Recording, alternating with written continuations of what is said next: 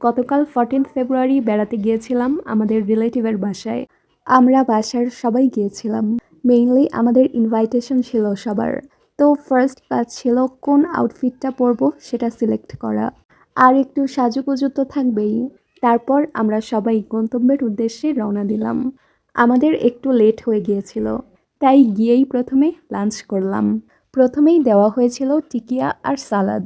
মাশাল্লাহ, টিকিয়াটা খেতে এত মজা হয়েছিল।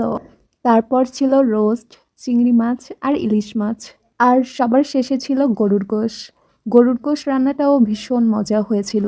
আর এর সাথে ছিল রসুন আর চুই ঝাল। আমরা অনেক গল্পগুজবও করছিলাম। আর আমার ভাইয়ার ভীষণ কিউট একটা পিচ্চি আছে, ইনায়া। ও এত কিউট একটা বাবু, মাশাল্লাহ। ওর সাথেও মজা করছিলাম, খেলাধুলাও করছিলাম। বিকেলে চায়ের আড্ডাও হয়েছিল, বাট ওই ক্লিপটা নিতে ভুলে গিয়েছিলাম।